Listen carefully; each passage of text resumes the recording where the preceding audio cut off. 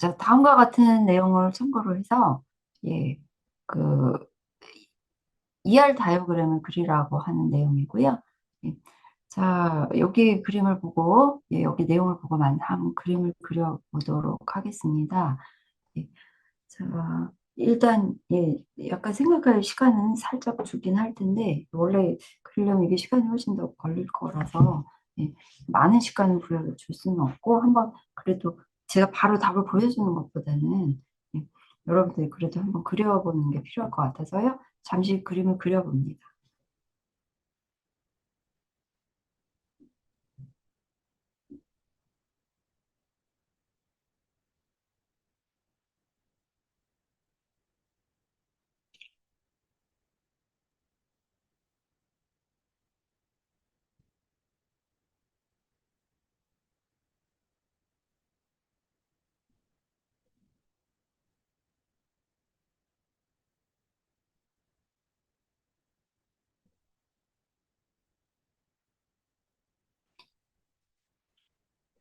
예, 뭐, 길게 시간을 줄 수는 없어서, 자, 한번 살펴보겠습니다. 자, 이렇게 한번 그림을 그렸습니다. 자, 지금 고객이 있대요. 자, 고객 번호, 이름, 하고 전화번호, 주소가 있다고 해서 이렇게 써봅니다. 자, 회사의 주력 상품이 신발인데, 예, 뭐 이렇게 나와 있습니다.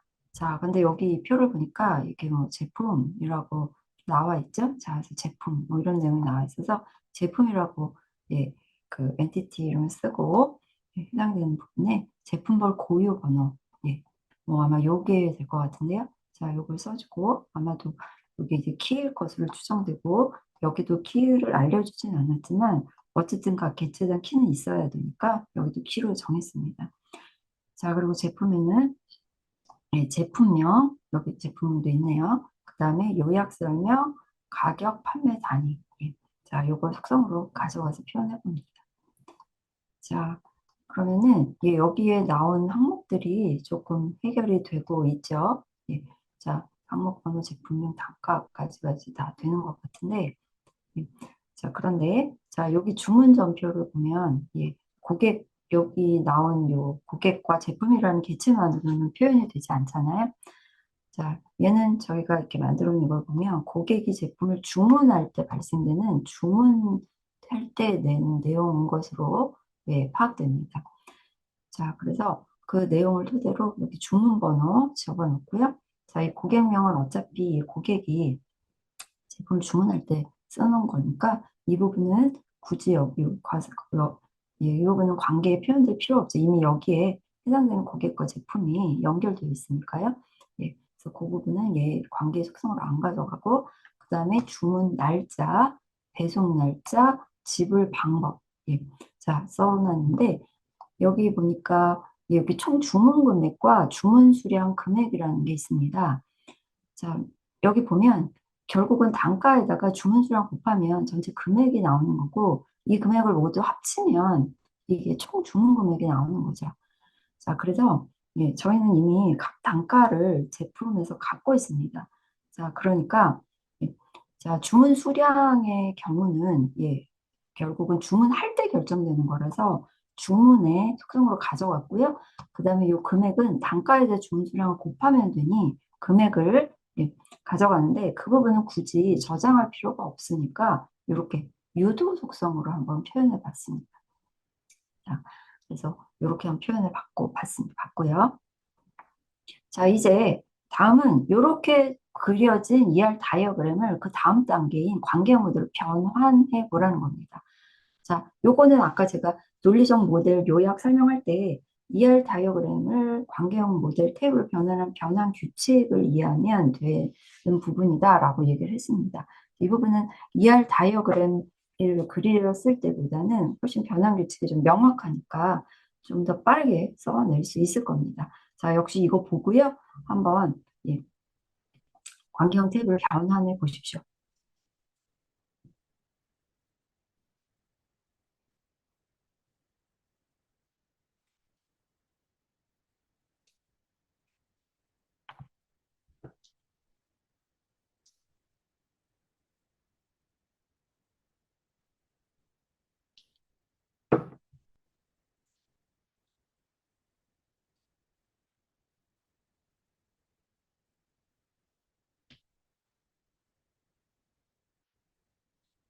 자, 변환하면 단 것 같습니다. 자, 일단 다대다 관계죠. 자, 그래서 고객과 제품은 각각 그대로, 그냥 여기 나온 그대로 뭐 어렵지 않게 이렇게 변환하면 될 거고요.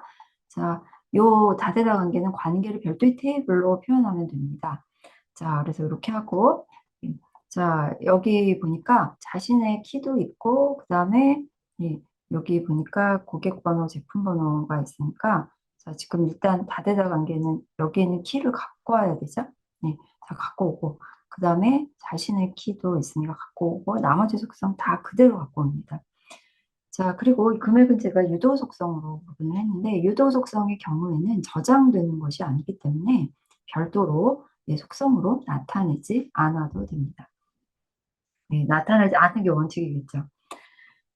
자, 그 다음에 여기 키 경우를 보면 지금 고객 번호와 제품 번호만으로 구분을 할 수, 고객 번호, 제품 번호도 있지만 여기 지금 주문 번호라고 하는 것도 여기에 키라고 볼 수 있으므로 세 개가 합쳐져서 키를 구성하는 것이 가장 적합할 것 같습니다.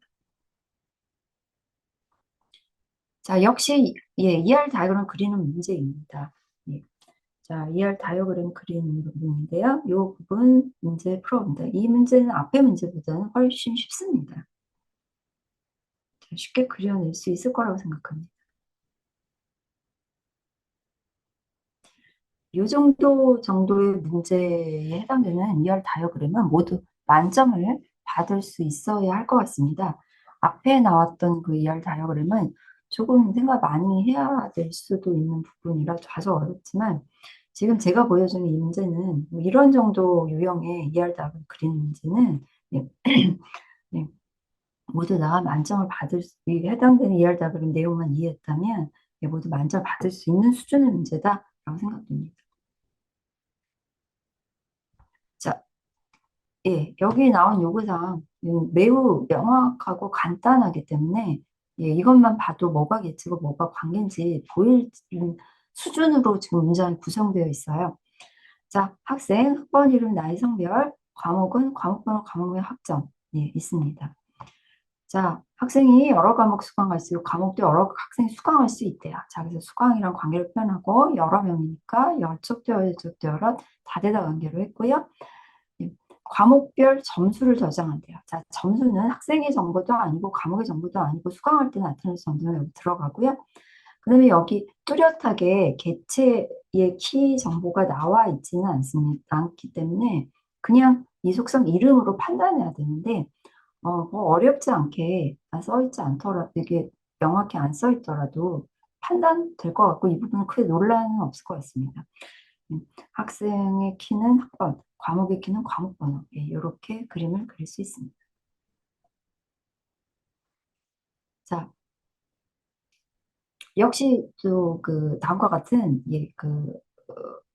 ER 다이어그램이 그려져 있는데 요 ER 다이어그램에 대해서 이미 그려놓은 ER 다이어그램을 여기 나온 요구사항을 보고 참고로 해서 이 내용에서 이 요구사항에 있었던 내용에 따라서 이 내용을 약간 더 수정을 하라 라고 하는 내용이고요.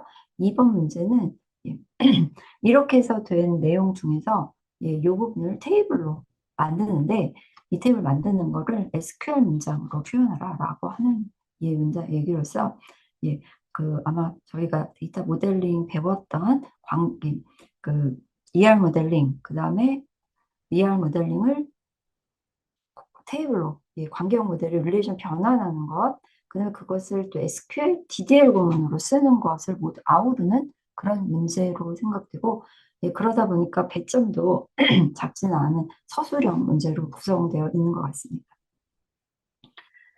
자, 지금 직원이 부서를 관리하는 문제인데요. 자, 여기에 어떤 설명이 적혀 있습니다. 자, 이 부분을 이 요구사항을 한번 그림으로 그려보도록 하겠습니다. 자, 이렇게 그림을 그릴 수 있을 것 같아요.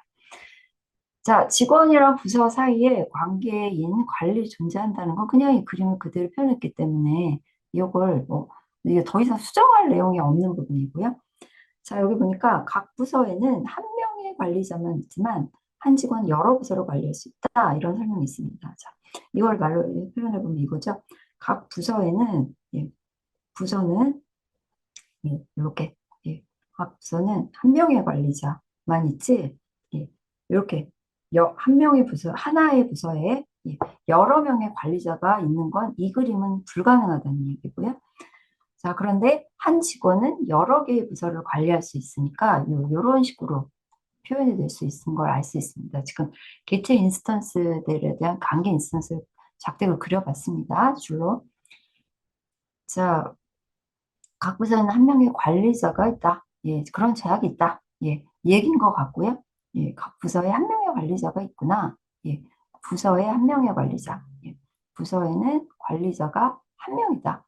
라고 하는 내용 알 수 있고. 그 다음에, 관리가 활용 인스턴스에서 각 부서 개체는 많아야 하나의 관리 관계에 나타난다. 라는 표현이 있습니다.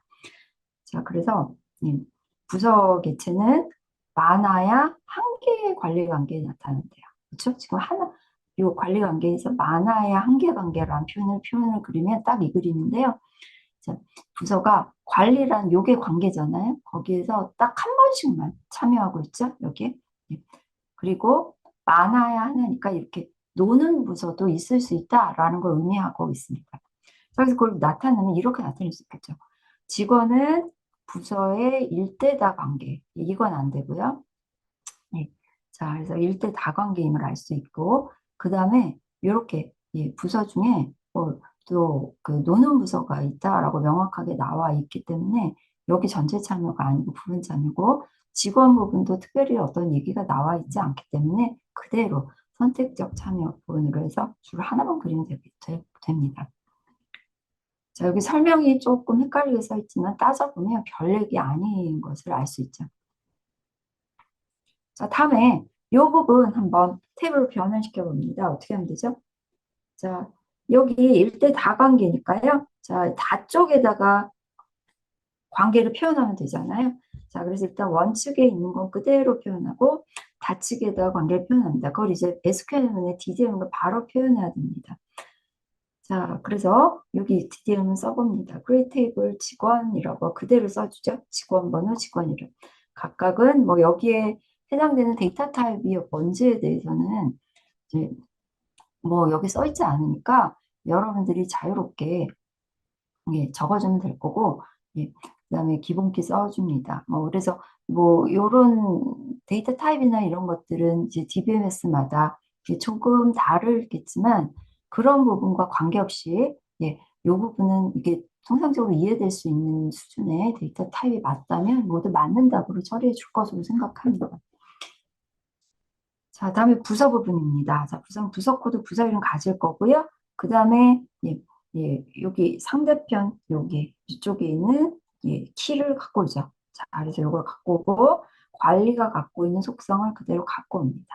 자, 각각의 데이터 타입은 상상할 수 있는 수준으로 여러분들이 자유롭게 쓰면 될 거고요. 또 이게 많이 틀리다고 해서 말이 안 되지 않는 이상은 이 부분 때문에 크게 감점은 안 되지 않을까 이렇게 추정하면 됩니다. 자, 그리고 여기서 VA 두 개는 프라이머리 키라는 거 표시해야 될 거고요. 그 다음에 이 부분도 중요하겠죠. 자, 부서에서 이 직원 번호 부분은 직원 번호는 이 부서 테이블의 속성은 아니잖아요. 자, 그래서 직원의 속성이니까 얘의 기본 키를 참조하는 거니까요. 포린 키라고 잡아줬고 이렇게 직원 테이블의 직원 번호를 참조한다라고 하는 이 내용 쓰는 부분 아마 이런 부분이 조금 더 조금 더 조금 배점을 할 때 신경을 쓸 것으로 추정됩니다. 자, 다음 이 부분 풀어보십시오. 아까 저 서술형 문제 보다가 갑자기 객관식 문제를 보니까 마음이 좀 더 편안해질 것 같은데요. 자, 이 문제 빠른 시간에 한번 풀어보십시오.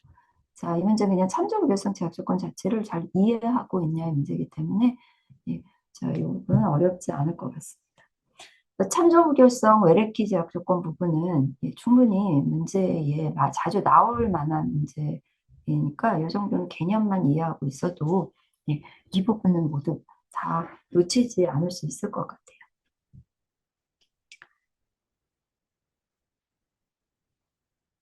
자, 답은 이겁니다.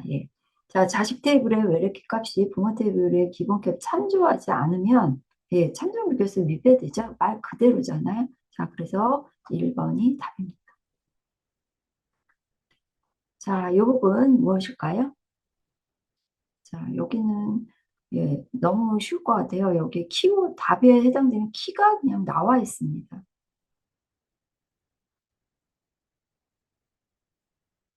이런 문제는 뭐 그냥 다 맞추라라고 하는 내용인데 예, 대신에 그 해당되는 제약 조건 이름에 대한 설명이 필요하겠죠? 서술이니까.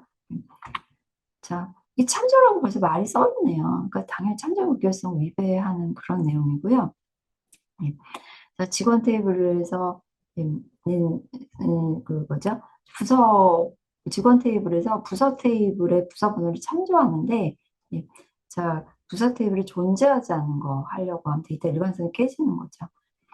자, 왜 이렇게 제약 조건에 대한 부분입니다. 자, 왜 이렇게 제약 조건 요거 하려고 하면 왜 이렇게 제약 조건을 설정해 주면 된다라고 하는 내용이고 참, 이 무교 제약 조건 자체에 대한 설명을 해줍니다. 예. 외래키가 반드시 부모태의 기본키를 참조하는 것을 해줘야 한다. 뭐 이런 이제 외래키 제약 조건 혹은 참조 무교성 제약 조건 자체에 대해서 예, 그대로 설명을 해주면 됩니다. 이렇게 하는 가장 중요한 이유는 데이터 일관성, 예. 데이터 중복에 따라서 이쪽 테이블에 있는 데이터 속성이랑 저쪽 속성 값이 달라지는 데이터 일관성이 깨지니까 그 부분을 방지하려고 만들어져 있는 그런 제약 조건이죠. 자, 이 문제 한번 풀어보십시오.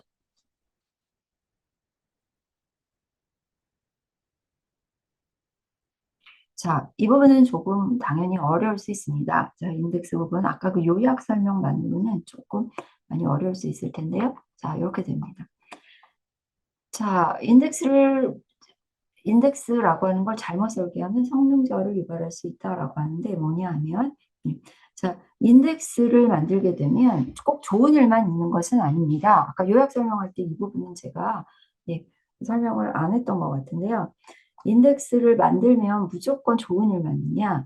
그렇진 않습니다. 왜냐하면 이 인덱스라고 하는 것은 원래 있는 데이터 이외에 별도의 추가된 데이터를 위한 데이터인 거잖아요. 일종의 뭐 데이터를 검색하기 위한 데이터니까 예, 뭐 어떤가 하면 예, 그 데이터가 만약에 수정됐다. 여러분 책에서도 어떤 책의 내용이 바뀔 때 목차가 있는 책인데 책에 있는 내용이 바뀌어요.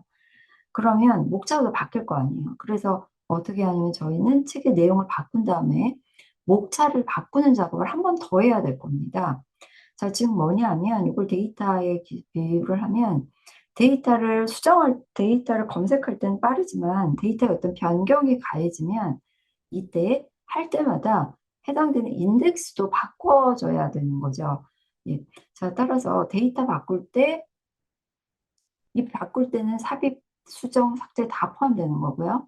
자, 이때 데이터만 바꾸는 경우 인덱스도 수정해야 되니 당연히 예, 수정할 때마다 인덱스 업데이트하는 시간이 더 걸려 성능이 저하된다. 예, 따라서 인덱스를 무조건 많이 만들면 되는 문제가 해결되는 게 아니다라는 부분입니다.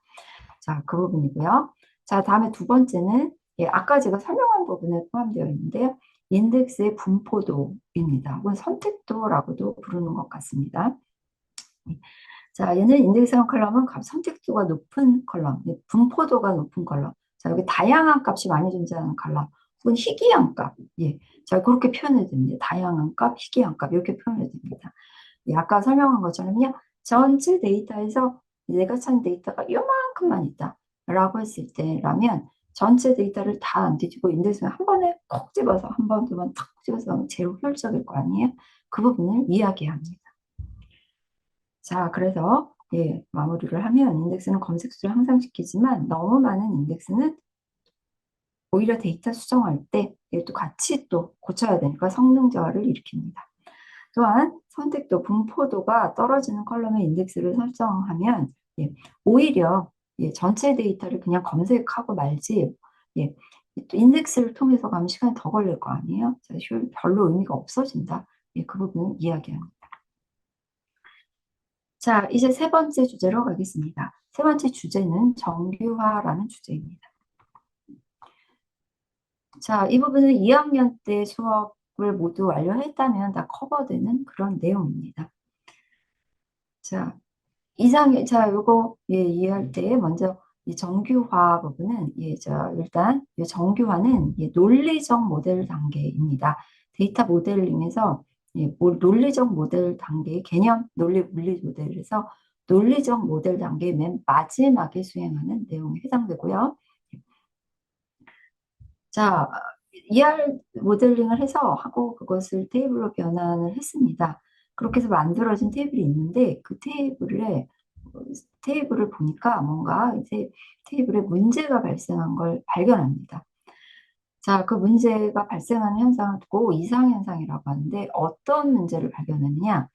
이 해당 만들어진 테이블에 데이터를 넣었는데 어떤 변경을 가해요.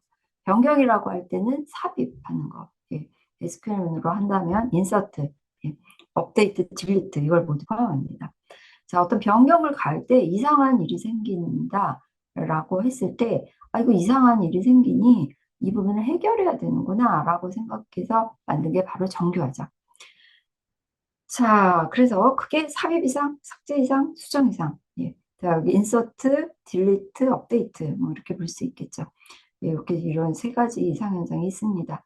자, 삽입 이상은 어떤 정보를 새롭게 삽입하려고 하는데 예, 원하지 않는 정보까지 함께 삽입해야 되는 그런 내용이었습니다. 예. 자, 여기 예제가 있죠. 예. 아까 예, 그 경영정보학과 경영관 정보를 넣어야 되는데 밑에 예, 기본키 값은 반드시 넣어야 되니까 어쩔 수 없이 여기에 말도 안 되는 가짜 학번을 넣어야 되는 부분이었고요. 삭제 이상은 어떤 정보를 삭제할 때 예를 들어서 삼성전자 이제부터 삭제하려고 했더니 물리학과가 자연관에 소속되어 있던 정보도 없어지는 그런 문제가 발생하죠. 꼭 필요한데 그 학계 삭제되니까. 수정 이상은 여기 예제를 보면 예, 컴퓨터공학과의 사무실이 공학관에서 위례관으로 바뀌었다라고 했는데 보니까 데이터가 중복이 됐습니다. 예, 자, 데이터가 중복이 되니까 예, 그 중에 어떤 하나만 데이터 중복이 되면 항상 데이터 불일치 문제가 생기잖아요. 자, 그래서 여기 하나 변경하면 데이터 불일치 문제가 생기는 그런 위험이 있다라고 하는 부분을 두고 수정 이상이라고 부르게 됩니다. 자, 그래서 이 문제를 해결하려고 보니까 이 문제를 해결하기 위해서 테이블 구조를 바꿔야 되는데 이때 테이블 구조를 바꿀 때 조금 더 명확한 조금 그 지침이 있으면 좋겠다, 이론이 있으면 좋겠다라고 해서 생각난 것이 정교하고 이 정교화 부분에 있어서 이 그 기준이 되는 잣대에 해당되는 것을 함수 종속성이라는 잣대를 이용하게 됩니다.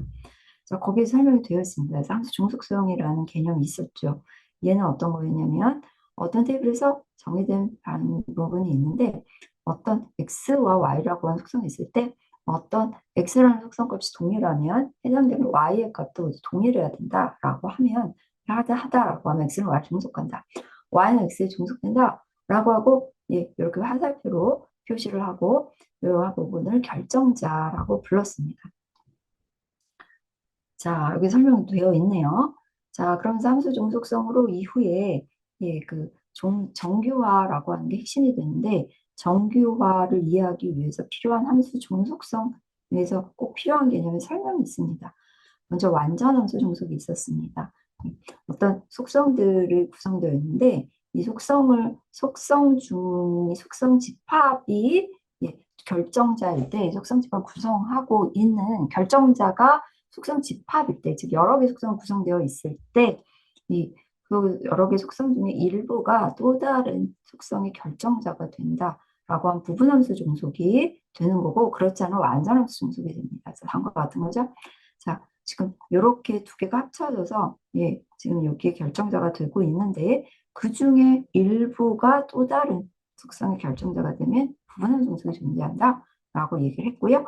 이행함수적 종속성이라고 하는 것은 A면 B, A면 C라는 게 있는데 A면 B다, B면 C다면 예, 이게 이행적으로 A면 B고 B면 C니까 마치 A면 C가 이행적으로 예, 연결되는 거 개념이잖아요. 그래서 일명 이행함수적 종속성이다라고 얘기를 하죠. 다음과 같이 이렇게 공급자 번호가 운송 거리를 결정하는데 이렇게도 되고 이렇게도 되면 여기서 이행함수 종속이 존재한다. 예, 이렇게 이야기를 했어서 합니다. 자, 그래서 그 개념을 이해해서 예, 개념에 따라서 잘못 어느 정도로 이 관계형 테이블이 잘 설계되는지 잘못 설계되는지를 예, 판단하는 그 이론을 제시하는데 방금 이야기된 함수 종속 이론을 이용해서 어느 수준으로 설계가 잘 됐다라고 설명을 하게 됩니다. 자, 먼저 예, 모든 원자값이라는 도면을 분해한다고 했는데 모든 릴레이션들은 예, 원자값, 단일값을 가지기 때문에 일단 릴레이션이기만 무조건 제일 정규형에 해당됩니다. 자, 그래서 이 위는 뭐 여러분들 몰라도 상관없을 것 같고요. 제일 정규형, 이게 제일 정규형인지 아닌지 묻는 문제는 절대로 나올 수가 없으니까요. 예. 자, 그 부분은 예, 신경 쓰지 않아도 되고, 자, 제일 정규형에서 뭐 다음 중 어떤, 뭐 요거를 다 따져봤을 때 이 테이블이 어떤 정규형에 해당되는지 묻는 문제들이 나올 수 있습니다. 그걸 판단하려면 이 내용을 알아야겠죠. 자, 제일 정규형에서는 문제가 발생하는데 얘는 기본기 부분함수 종속이 발생하면 생긴다고 합니다.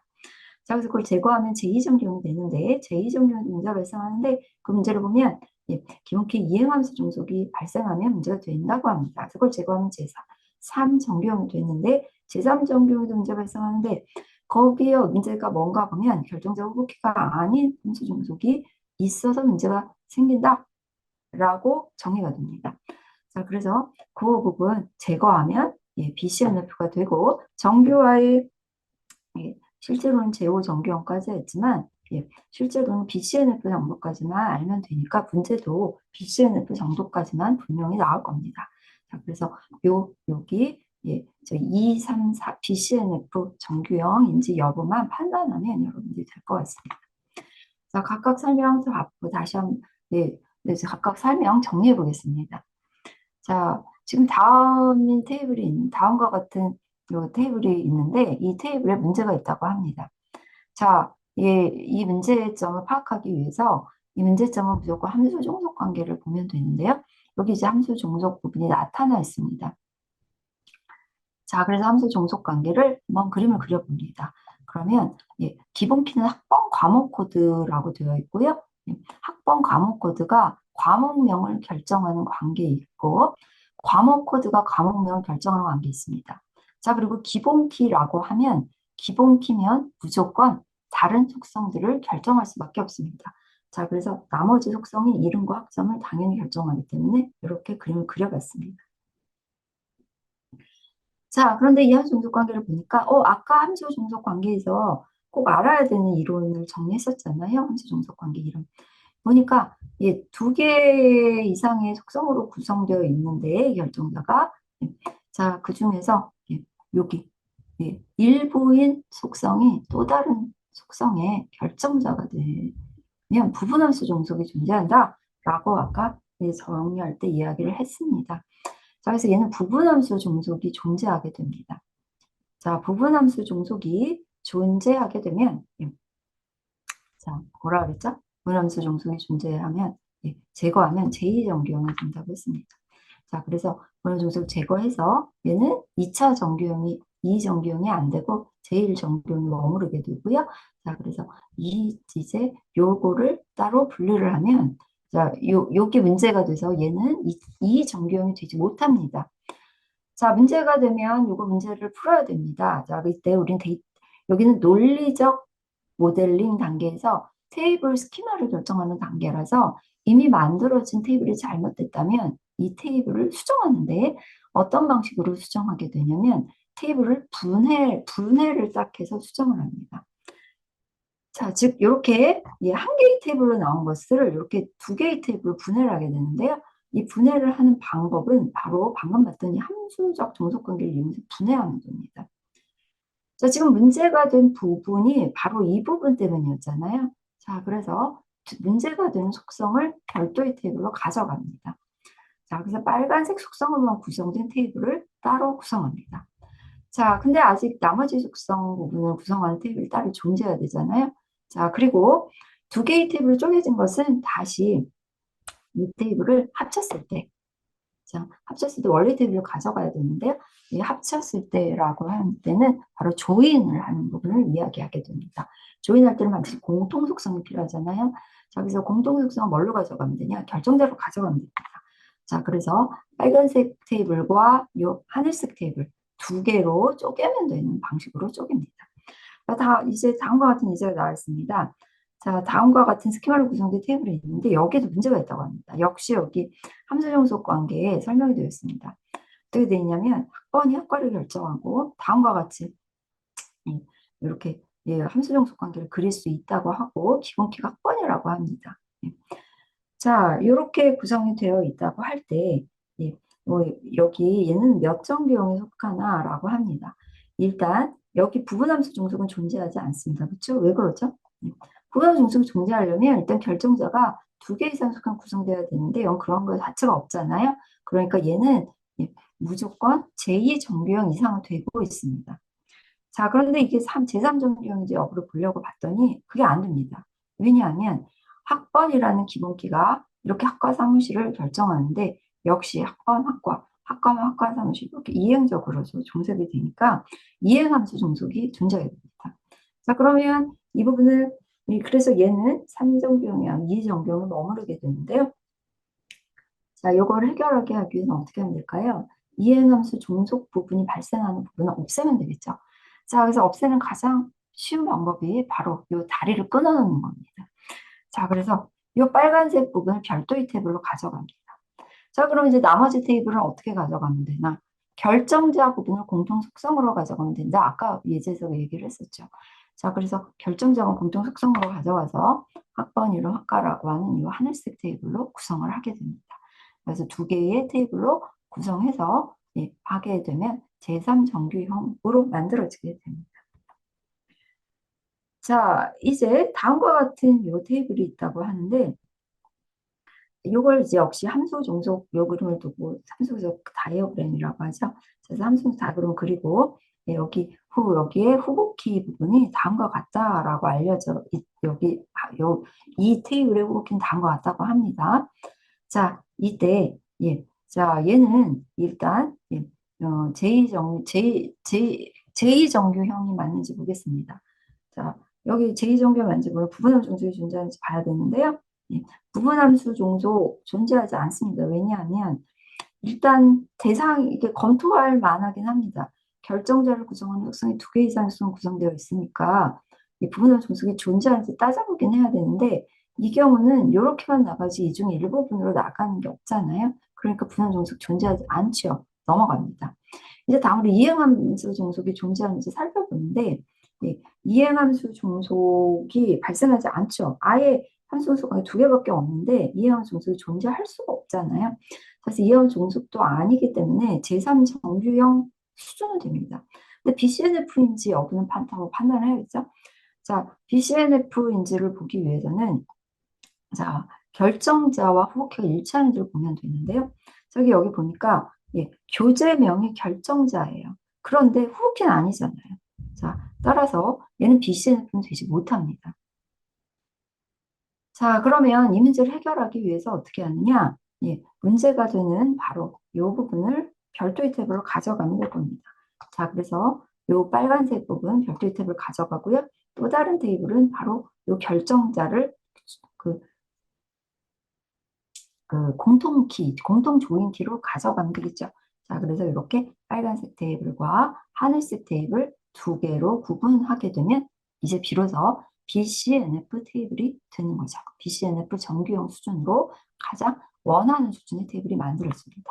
자, 이제 설명된 내용을 바탕으로 해서요. 다음 같은 문제 풀어봅시다. 자, 이 문제 풀어봅니다. 아주 쉽습니다. 이건 시간이 걸리지 않겠죠.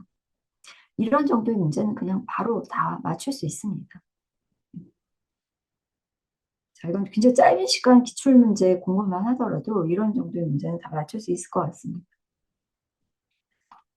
아, 여기 보니까 여기 잘못 설계에 오타가 있더라고요. 자, 답은 1번이죠. 이상현상 부분은요, 검색 부분일 때는 이상현상이 발생하지 않고요. 이 부분은 뭔가 변경이 일어날 때 부분에 데이터 중복이 발생하는 걸로 생기는 부분 이상현상입니다. 자, 그래서 지금 어떤 변경이 아닌 이 부분이 이상현상에 해당되지 않겠죠. 자, 다음 문제 풀어봅니다. 이 문제도 어렵지 않습니다. 아주 쉬운 문제죠. 자, 답이 뭐죠? 예, 1번입니다. 정교화는 전체 데이터베이스 설계 단계에서 예, 개념적 설계 단계가 아니고 논리적 설계 단계입니다. 개념적 설계 단계 다시 얘기해 보면 요구사항 분석에서 개념적 설계 ER 다이어그램 수행하고요. 그다음에 다음 단계에 ER 다이어그램을 테이블 변환하는 논리적 설계 단계로 갑니다. 그렇게 해서 변화를 한 상태에서 만들어진 테이블 구조가 제대로 되는지 다시 한번 점검하는 논리적 설계 단계의 마지막 단계입니다. 자, 그 점검을 해서 문제가 되면 수정을 다 하자라고 하는 개념이거든요. 그래서 정교화는 논리적 설계 단계에 수행되기 때문에 얘가 틀립니다. 자, 요거 문제 풀어보십시오. 자, 요거 아까 요약한 부분 그대로입니다. 생각할 부분이 없죠. 예, BCNF 정교화 그에 대한 기본 개념만 그걸 정교화를 직접 예제를 통해서 할 수 있든 말든 개념만 알고 있었다면 충분히 풀 수 있는 문제입니다. 자, 이런 개념 문제 같은 것들은 모두 만점을 충분히 받을 수 있을 겁니다. 깊이 있는 이해가 필요 없으니까요. 보이스코드 정교형, 예, 결정적으로 뽑기가 아니라는 수정속 제거입니다. 자, 그래서 이렇게 정리를 할 수 있겠죠. 자, 정교화의 주요 목적과 그 과정에 나타나는 장단점 설명하라고 합니다. 자, 서술형 문제인데요. 자, 서술형 문제이다 보니까 답은 서로 조금 다르게 나올 수도 있습니다. 핵심적인 내용들만 충분히 나온다면 점수를 취득할 거라고 예상됩니다. 자, 이렇게 정리할 수 있습니다. 자, 정규화 주요 목적 중에 가장 큰 목적 중에 하나는요. 예. 자, 데이터베이스 개념 배울 때도 데이터 중복 최소화에 큰 관심이 있었는데요. 그게 저절로 이루어지는 게 아니라서 계속해서 노력을 하고 있습니다. 자, 그래서 정규화 부분에서도 그 부분이 굉장히 강조되고 있어서 데이터 중복을 최소화해서 아까 봤던 이상현상도 결국 데이터 중복이 일어나서 생긴 이상현상이잖아요. 자, 그래서 이런 데이터 중복을 최소화하는데 최소화하게 목적이 있고요. 그럼 데이터 중복을 최소화하면 어떤 장점이 있느냐? 중복이 최소화되니까 저장 공간이 당연히 절약될 거고요. 그 다음에 이에 따라서 데이터 저장은 절약되고 데이터 중복이 최소화되니까 데이터 불일치성도 최소화되게 되겠죠. 자, 이에 따라서 데이터 무결성도 유지가 되고 서로 데이터 불일치성이라는 무결성이 제대로 데이터 정확하지 않은 거니까 데이터 무결성도 유지하고 일관성도 확보할 수 있다는 하는 게 목적이고요. 장점은 여기에 대한 중복 설명일 수도 있을 것 같습니다. 데이터 중복을 줄여서 데이터 일관성을 유지할 수 있다. 예. 자, 좀 더 자세하게 설명할 수도 있고 좀 다른 방식으로만 설명하면 될 것 같습니다. 목적과 장점이 크게 다르지는 않을 것 같으니까 문제에서 이제 목적도 쓰고 장점도 쓰라고 하니 쓰는데 그 답은 크게 차이는 없을 거라고 예상됩니다. 자, 장점은 그걸 좀 다른 식으로 표현해서 데이터 삽입 수정 삭제할 때, 즉 이때 때 갱신이 할 때 문제가 발생하지 않는다. 그래서 이상 현상을 제거한다. 라고 하는 부분 얘기할 수 있습니다. 자, 단점 부분입니다. 정규화를 시행했을 때, 자, 장점은 있냐? 그렇지는 않죠. 문제 더 나쁜 점도 발생할 수 있는데, 그 부분 살펴보면 첫 번째로는 정규화를 한다는 것은 한 개의 테이블을 여러 개의 테이블로 쪼갠다는 얘기입니다. 자, 그렇게 되면 검색 측면에 있어서는 원래 분해되지 않은 테이블에서 검색했을 때보다는 여러 개의 테이블을 조인해서 검색을 해야 되니까 당연히 검색 속도가 떨어질 수 있습니다. 한 개의 테이블 있을 때보다. 자, 다음은 두 번째로는 검색 속도 측면이 아니고 아까 여러 개의 테이블을 연결해서 검색을 해야 되니 한 개의 테이블에서 검색할 때보다 여러 개의 테이블에서 검색을 하게 되면 여러분들이 조인 연산을 한다거나 하는 조금 더 한 개의 테이블 검색할 때보다는 그 지리어 쿼리 지리문이 약간 더 복잡해질 수 있겠죠. 그래서 그런 부분 이야기할 수 있습니다. 네, 근데 그런 단점에도 불구하고 많은 경우 장점이 크기 때문에 대개의 경우 정규화를 쓰고 있죠. 자, 그러면서 지나친 정규화는 이런 장점이 있겠지만 성능 저하가 있기 때문에 있을 수도 있으니까 정규화, 반정규화 혹은 역정규화, 비정규화를 상황에 맞게 적절히 사용하는 것이 필요하다. 라는 부분입니다. 자, 그런데 실제로는 아주 특별한 경우를 제외하고는 대부분 정규화된 수준을 정규화를 수행합니다. 자, 이번에는 어, 예, 다음과 같은 ER 다이어그램이 예, ER 다이어그램 테이블이 존재하는데 이런 개체 ER 다이어그램까지는 아니고 어쨌든 어떤 개체하고 그 다음에 함수 종속성 그다음에 기본키가 주어진다고 할 때 이 테이블이 요게 몇 정규형이 몇 차 정규형인지 알아맞추세요 라는 문제가 있고요. 그 다음에 이렇게 해서 정규화를 수행을 만약에 문제가 있으면 이제 정규화를 하라고 하는데 이 정규화된 테이블을 역으로 해서 리버스 엔지니어링이 될 수 있을까요? 거꾸로 해서 이 테이블을 거꾸로 ER 다이어그램으로 표현을 거꾸로 또 해라 라고 하는 문제입니다. 자, 여기 먼저 여기 함수 종속 관계에 한번 주의할 필요가 있습니다. 자, 여기 그려진 걸 한번 함수 종속 다이어그램으로 좀 정리해서 다시 한번 그려보겠습니다. 자, 그러면 이렇게 그릴 수 있을 겁니다. 자, 납품업체 코드하고 납품업체 코드가 납품 회사명을 결정한다. 이렇게 함수 종속 관계가 있고요.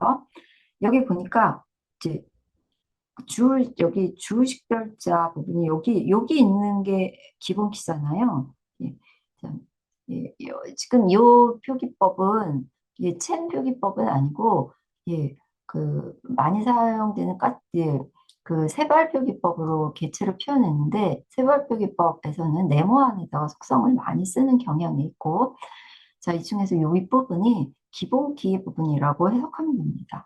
자, 그래서 이 세 가지가 합쳐져서 기본 키임을 알 수 있고요. 자, 이 기본 키이면 무조건 나머지 속성을 결정하게 되거든요. 그래서 이렇게 나머지 함수 종속 관계도 그려낼 수 있습니다. 자, 그래서 이게 이제 전체 함수 종속 관계가 됩니다. 자, 이제 요 함수 종속 관계 다이어그램을 보고 정규형이 얼마가 되는지 한번 알아봅시다.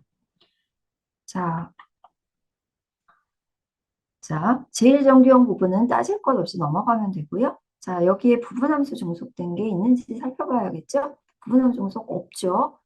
여기 전체에서 일부 속성에서 나간 게 없으면 부분함수 없습니다.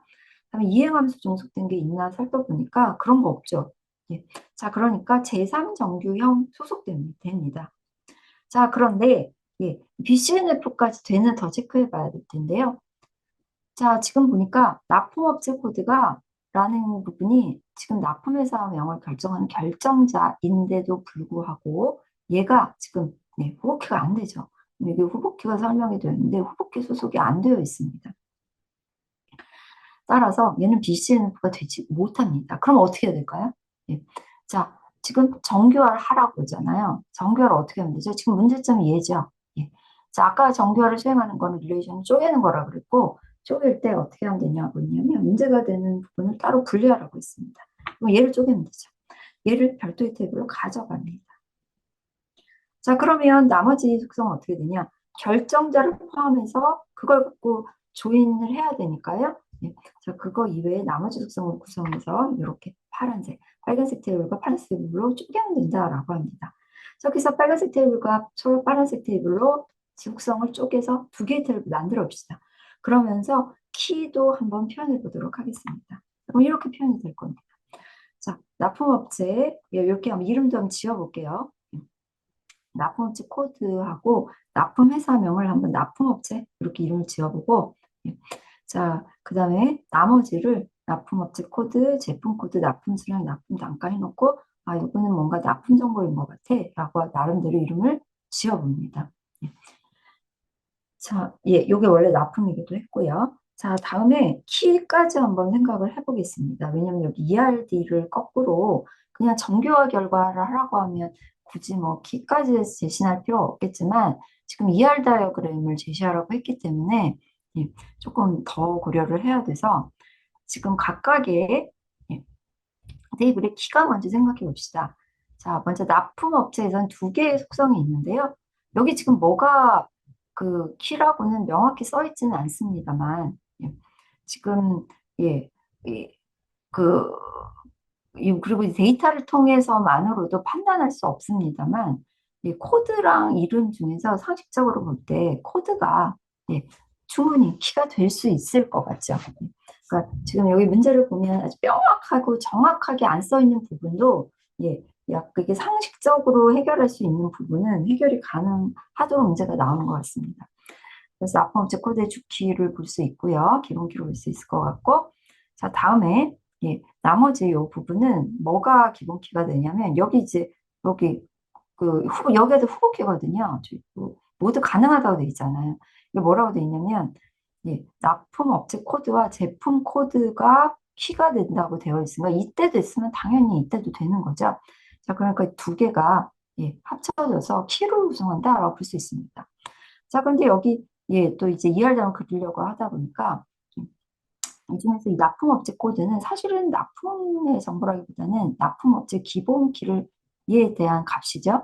자, 걔를 참조하는 겁니다.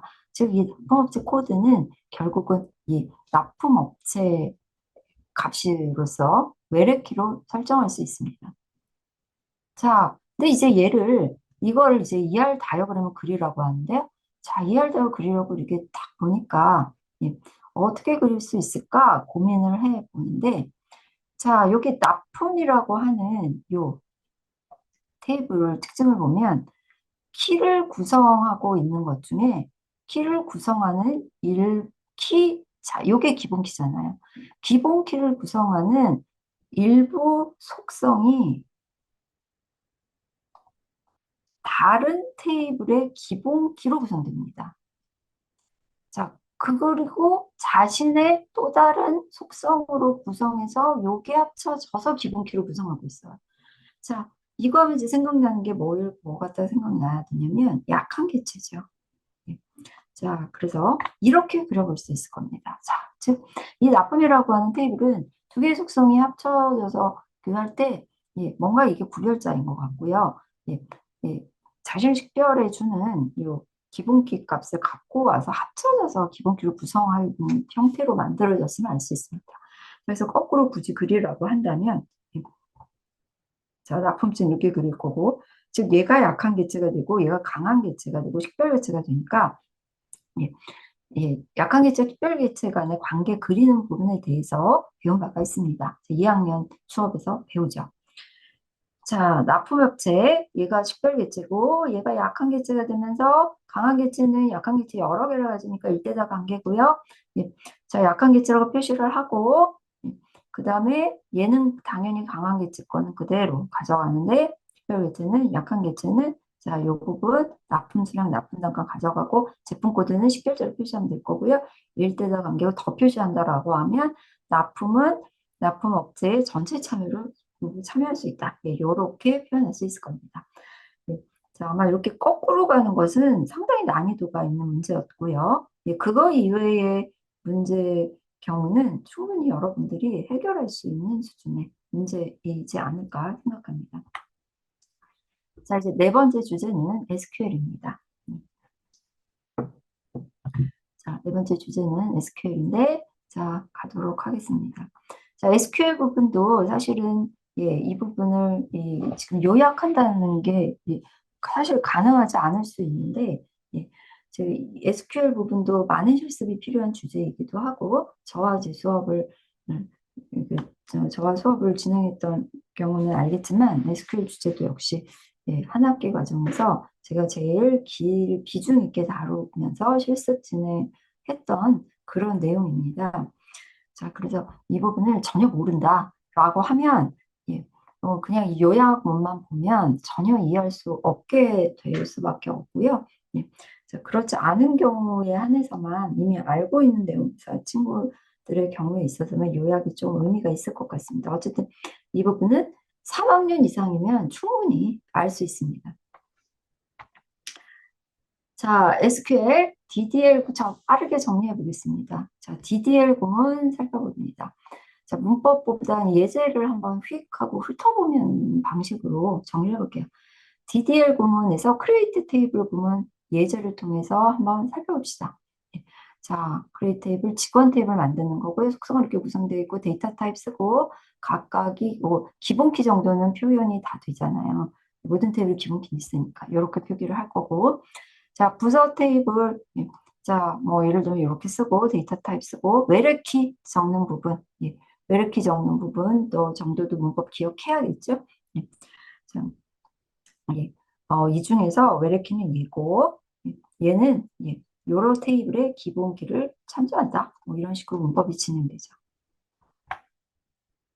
자, 그다음에 DML 구문, DML 구문 부분은 아주 간단하게 문법 부분만 슬쩍 보고 가겠습니다. DML은 데이터를 처리하는 부분으로서 데이터를 검색하고 삽입하고 수정하고 삭제하고 네 가지로 구성되죠. 검색하는 건 셀렉트 키워드로 시작되고 데이터를 새로 추가하는 건 인서트 구문, 인서트로 시작하고 데이터를 새로 원래 있던 데이터 값을 바꾼다. 그럼 업데이트라고 하는 키워드로 시작하죠. 자, 다음에 테이블에 있었던 행을 삭제하는 거는 delete라고 하는 키워드로 시작하는 구문을 쓰게 됩니다. 자, 각각의 문법 살펴보면 다음과 같죠? select, 칼럼 이름, from 테이블명, where 조건잘 써줍니다. insert 구문 이런 식으로 써주죠. insert into 테이블명 하고 칼럼명 써주고 혹은 안 써줄 수도 있고요. values 가로하고 입력값 적어주는 방식입니다. 업데이트 구문은 업데이트 테이블명 셀 칼럼명을 값을 이름 값으로 바꿔주세요. 여러 개 있으면 콤마로 나열해주고요. 특정한 어떤 행위에 해당되는 것만요. 외화 조건을 써줍니다. 딜트 구문은 딜트 from 테이블명 써주고 특히 어떤 행만 삭제하다라고 하면 외화건을 쓰게 되죠. 만약 외화건을 안 썼다? 그러면 이 테이블의 모든 행이 삭제되는 불상사가 발생하죠. 자, 다음으로 뷰라는 개념이 있습니다. 뷰라는 개념은 제가 2학년 과정에서는 제 수업에서는 다루지 않았는데, 그래서 뷰에 대한 설명 가볍게 해보겠습니다. 뷰라고 하는 것은 예, 가장 간단하게 이해하기 쉬운 부분은요, 가짜 테이블입니다. 예. 자, 테이블은 진짜 테이블이 뭐고 가짜 테이블 뭐냐 좀 이상할 텐데, 진짜 테이블은 뭐냐? 테이블에 진짜 데이터가 저장되어 있는 겁니다. 예. 자, 그럼 가짜 테이블은 진짜 데이터가 저장되지 않은 건가? 예, 맞습니다. 예. 마치 테이블 쓰는 것처럼 똑같이 다루기는 하지만 우리가 테이블을 다룰 때 이 테이블 다루는 것처럼 실제 데이터가 들어있지 않은 가상적으로 만든 테이블입니다. 자, 그래서 가상적으로 만든 테이블, 예, 어떤 식으로 만드느냐? 이미 있는 테이블을 가지고 만들어놨기 때문에 다음과 같은 방식을 써요. 셀렉트 구문을 통해서 만듭니다. 자, 별도로 테이블처럼 이름도 있고 속성도 있고 데이터 값도 다 가지는데 이 데이터가 실제 데이터가 저장된 게 아니고 지금 보는 것처럼 셀렉트 문에 의해서 그 해당되는 뷰 이름을 부를 때마다 거기서 여기 안에 있는 셀렉트는 실제 되면서 그걸 가지고 오는 느낌으로 해서 테이블이 만들어진다. 실제 가짜가 만들어지는 방식이다. 이렇게 이해하면 됩니다. 자, 그래서 말이 뷰잖아. 그래서 바라보는 거네. 검색하는 쪽에 좀 관심이 있고, 아까 뭔가 있는 데이터를 좀 편하게 찾는 쪽에 관심이 있고요. 사람들 볼 수 있는 데이터를 제한한다거나 관심을 가지는 데이터 초점할 때 많이 사용하게 됩니다. 뷰를 만들 때 역시 테이블 만들 때처럼 별도의 SQL이 존재하게 되는데요. 자, 테이블 만들 때 저희가 어떻게 만들었냐면 create 테이블 테이블명 썼던 것처럼 뷰를 만들 때는 create view, 뷰 이름 써주게 됩니다. 자, 그 다음에 해당되는 칼럼 이름 써줘도 되고 안 써줘도 되고요. 그 다음에 as, select 문을 써줍니다. 자, 그 사이사이에다가 다음과 같은 이런 옵션들을 쓰는 것 가능합니다. 자, 여기 컬럼 이름을 생략하게 되면 아래에 있는 셀렉트 문의 컬럼 이름을 그대로 가져가게 됩니다. 이 중에서 with check option이라고 하는 이 부분을 쓰게 되면 어떤 일이 생기냐면 이 뷰에 대해서 수행되는 모든 데이터 수정 문장들이 뷰를 정의하는 셀렉트 조건을 지키도록 한다는데요. 자, 이 부분은 뒤에 해당되는 문제가 나와 있으니까 기출 문제를 통해서 보다 더 설명을 해보도록 하겠습니다.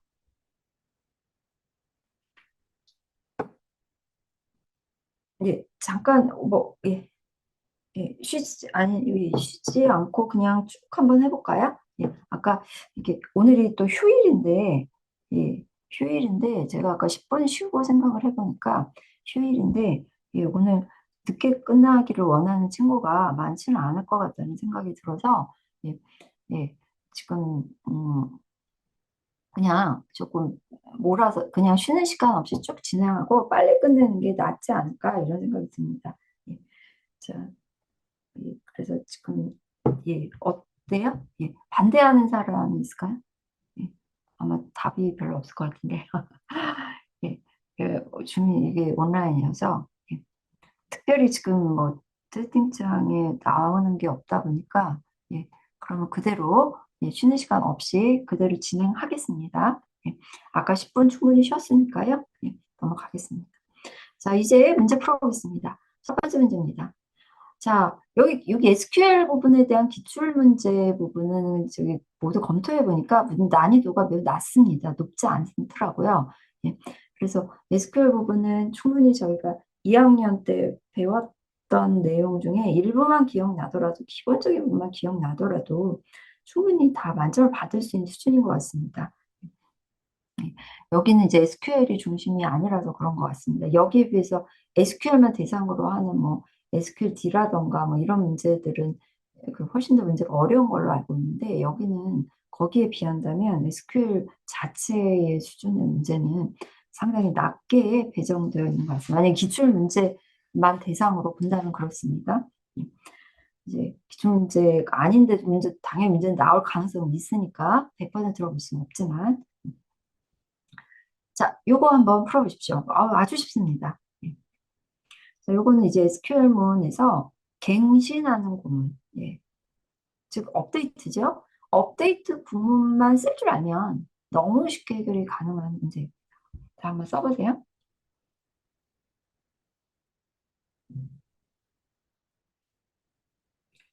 예, 자, 단거 같죠? 너무 쉽죠? 예. 자, 여기 학부생 테이블이니까 업데이트 학부생 쓰고요. 셋하고 네, 학부라고 하는 속성 값을 소프트 경영대학이라고 써주고 이때 학과 번호가 100인 학생이 하나라고 하잖아요. 자, 그러니까 학과 번호 100인 학생 이 경우만이니까 그 부분 외워보면 써주면 됩니다. 학과 번호는 100 이렇게 써주면 될 겁니다. 예, 전혀 뭐 꼭 문제가 꼬여지고 그런 문제 아닙니다. 예, 그냥 너무 기본적인 그런 문제네요. 자, 다음 부분 역시 정말 쉽습니다. 예. 자, 요거는 예, 저희 DML 구문일 거고요. DML 구문은 당연히 여러분들이 구분할 수 있을 거고요. 예, 이런 데이터를 나올 수 있도록 하는 거니까 예, DML 구문에서 검색 구문일 겁니다. 즉 셀렉트로 시작되겠죠.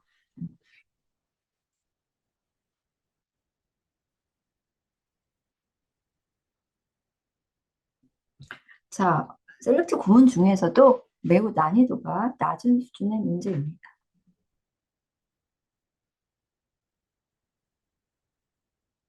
자, 한번 맞춰볼까요? 예, 이렇게 쓸 수 있습니다. 예, SQL문을 기본 이상은 기본은 안다. 예, 그리고 예, 안다라고 하면 모두 이분 만점 받을 겁니다. 자, 판매 실적 테이블 포럼에서 예, 뭐하는 지점명과 판매 예, 셀렉트 다음에 쓰고요. 그 다음에 서울 지역이래요. 예, 서울 지역 도시 속성 보면 되겠죠? 예. 자, 그래서 도시 속성 값이 서울인 거.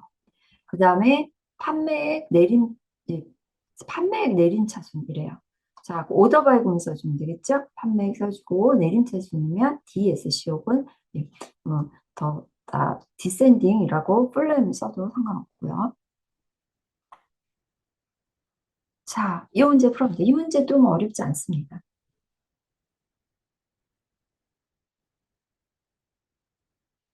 예, 어렵지 않으시는 거 아주 쉽죠? 아까 부분은 어떤 문법이라도 기억을 해야 되는데 얘는 아주 개념만 알면 쉽게 풀 수 있는 문제입니다.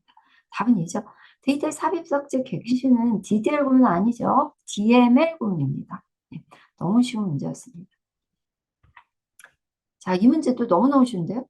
이런 문제가 나올 것 같지는 않다는 생각이 듭니다. 예, 예, 이거 진짜 너무 쉽더라고요. 예, 뭔가 이 문제가 아닌 좀 다른 식의, 예, 이거 주관식으로만 나와도 다 맞출 것 같은데, 예, 여기서 이 문제 틀리는 사람은 없을 것 같아요, 이 문제는. 자, 이렇게 되죠? 예, 자, 샐러리가 5천보다 커났다. 예, 자, 이거 틀릴 친구는 없을 것 같습니다. 예. 자, 이번엔 뷰에 대한 문제입니다. 자, 뷰에 대한 부분은 여러분들이 이제 2학년 과정에서는 배우지 않은 내용이니까 예, 좀 더 어렵게 느껴질 수 있습니다. 예, 개념을 충분히 수업 시간을 통해서 이해했다면 어렵지 않은 문제지만 수업 시간에 배우지 않은 내용을 제가 그냥 아까 요약한 내용만으로 풀어야 되는 문제인 경우가 대부분일 테니까 자, 뷰를 생성하기 위한 DDL 구문이에요. 이런 식으로 쓰는 거죠. create view 하고 얘는 VIP 고객이라 여기 뷰 이름이 VIP 고객이라는 거고요. 이 VIP 고객이라고 하는 예, 그 테이블이라는 그 뷰는 세 개의 속성으로 구성된다는 얘기입니다. 고객 아이디, 고객 핸드폰 번호로 구성되어 있는데 얘는 뷰는 가짜 테이블이라고 했잖아요. 그래서 그 안은 셀렉트로 구성됩니다. as라고 되어 있죠.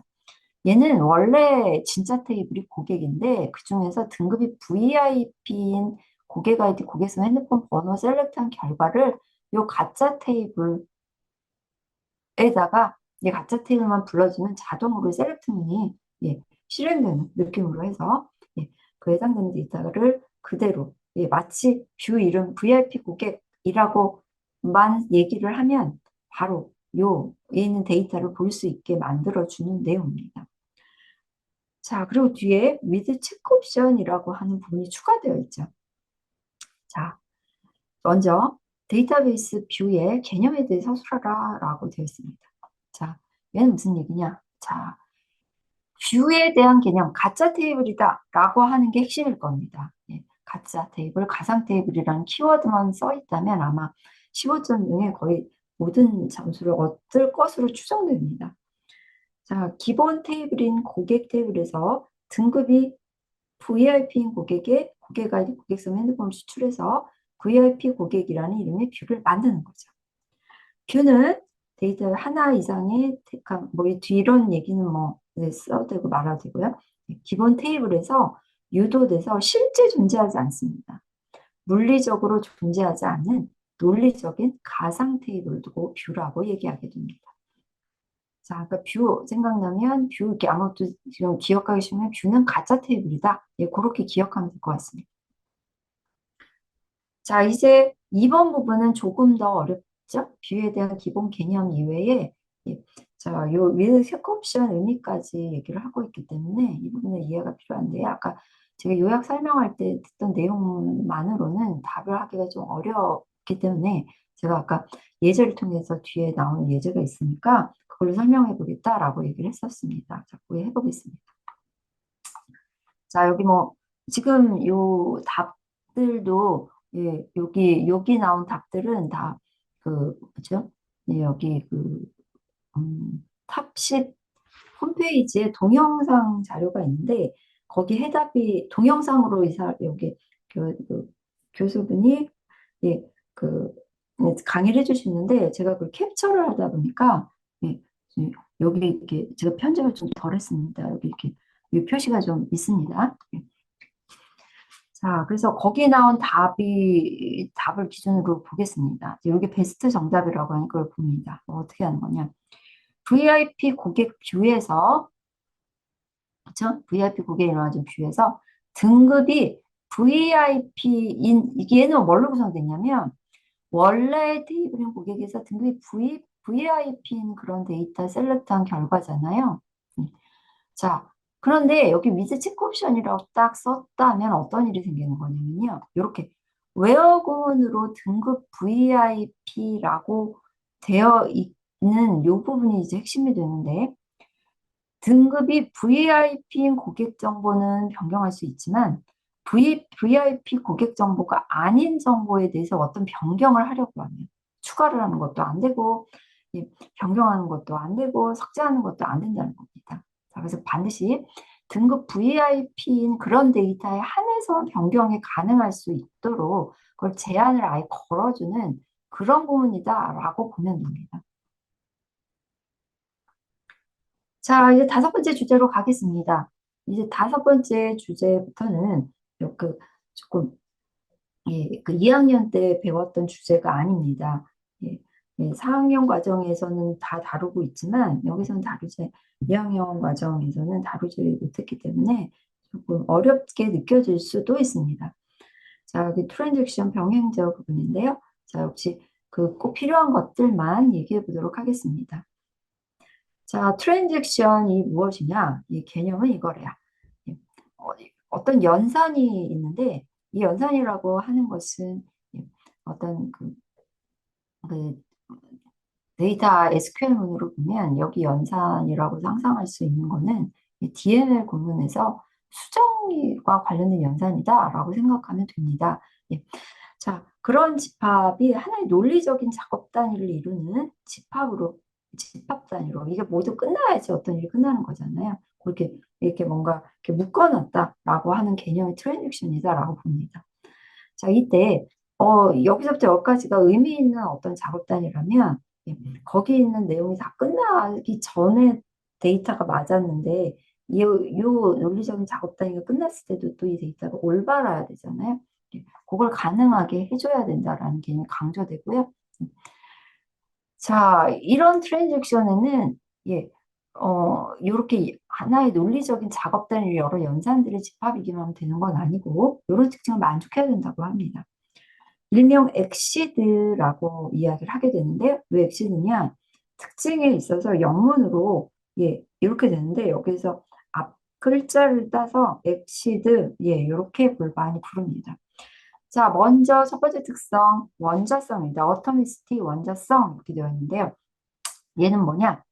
이게 여러 개의 어떤 명령어의 집합이라고 그랬잖아요. SQL의 집합이다. 이렇게 보면 예, 여러 개 명령어의 집합이 이렇게 있는데 여러 개 명령어 집합이 여러 개가 있는데 이 중에서 이게 연산이 막 수행되는 중에 일부가 뭔가 이렇게 하나가 문제가 발생했어요. 예, 이때 문제가 발생했을 때 그때 그러면 앞에 있는 거는 그대로 하고 예, 유지하고 아래 거를만 취소를 하냐 그동안 했던 걸 취소하냐 그런 게 아니고 예, 이 중에서 어떤 하나가 잘못됐으면 이거 통째로 다 몽땅 다 취소를 한다는 겁니다. 자, 그래서 얘는 or nothing이라고 많이 이야기를 하는데요. 한 트랜잭션의 모든 연산들이 수행될 거면 완전히 되거나 아니면 몽땅 어떤 것도 수행되지 않게 하는 그런 특성을 얘기합니다. 자, 다음에 C는 일관성인데요. consistency입니다. 이거는 어떤 트랜잭션이 이 수행되기, 이 집합단이 수행되기 전에 데이터가 어떤 일관된 상태를 가졌다면 당연히 트랜스 수행된 후에도 일관된 상태가 돼야 데이터가 올바를 거 아니에요. 그 부분을 강조하고 있습니다. 다음에 고립성, 예, 예, 혹은 격리성이라고도 해석합니다. 영어는 isolation입니다. 자, 예, 음, 예, 요 트랜잭션이 동시에 수행되는 부분을 고려합니다. 자, 트랜잭션이 동시에 이렇게 수행된다라고 할 때, 예, 실제로 동시에 수행된다기보다는 중간중간 단위가 이렇게 끼어들기를 하면서 동시에 수행되는 거잖아요. 음, 자, 이때 수행적인 트랜잭션에 다른 들이 중간에 딱 끼어들어가지고 이 단위에 예, 변경 중인 데이터 값을 훼손해서 잘못된 일이 생기지 않도록 돼야 되는 게 보장돼야 된다라고 하는 겁니다. 예. 자, 그래서 그게 수행적인 제일 좋은 방식이 이제 수행적인 트랜잭션 전체가 그대로 끼어들지 않았을 때나 끼어들었을 때 동일한 결과가 나올 정도로 결과가 나오면 좋거든요. 그럼 마치 트랜잭션이 이렇게 혼자 격리되어 있는 것 같잖아요. 중간에 끼어들지 않고. 그래서 이걸 두고 트랜잭션의 고립성이라는 특성이 있다라는 겁니다. 자, 다음에 듀러빌리티의 D입니다. 얘는 영속성 혹은 지속성으로도 많이 해석합니다. 예. 자, 이 책에서는 영속성이라고 했는데 오히려 지속성이라고 좀 더 많이 해석하는 것 같은데 영속성, 지속성 모두 같은 말이고요. 자, 얘는 수행을 성공적으로 완료한 트랜잭션을 변경한 데이터를 저장하잖아요. 영구적으로 저장하는데 이때 저장 데이터가 저장 직후 혹은 뭐 저장하고 나고 나서도 뭐 정전이 일어나든 뭐가 일어나든 얘는 한 번 저장했으면 영구적으로 저장이 보장되어야 한다는 그런 이야기를 해주고 있습니다. 자, 다음에 동시성 제어 부분인데요. 자, 동시성 제어 부분에 있어서는 항상 얘기되는 게 동시에 수행돼서라도 중간에 끼어든 거에 의해서 잘못된 결과가 나오지 않아야 한다는 것이 강조됩니다. 자, 그래서 예, 각각의 트랜잭션이 동시에 수행되더라도 마치 이 트랜잭션이 다 되고 그 다음이 수행되고 했던 결과가 똑같다면 중간에 막 이렇게 동시에 수행된 결과가 각각이 이렇게 수행된 거랑 똑같다면 그 결과는 올바른 거잖아요. 그걸 이상화, 그런 걸 추구합니다. 자, 그래서 추구하는 그걸 보고, 예, 어떤 방식으로 끼어드느냐를 두고 스케줄이라고 하고, 예, 지금 이상적인, 예, 올바른 결과가 나올 수 있는 부분을 두고, 직, 직렬 가능 스케줄이다라는 어려운 말을 붙이고 있습니다. 자, 그리고 예, 이거 중간에 끼어들 때 이 끼어드는 부분을 조절하는 다양한 방법이 있는데요. 그중에서 가장 대표적인 방법이 예, 이렇게 끼어들 때 끼어들지 못하게 하는 어떤 단위를 만들어 놓고 그 사이에 아예 잠금 장치를 해주는 방법을 많이 씁니다. 그래서 일명 락 기법이라고 알려져 있습니다. 해석을 굳이 하면 락 이렇게 얘기하기도 하고 잠금 뭐 이렇게 해석하기도 하네요.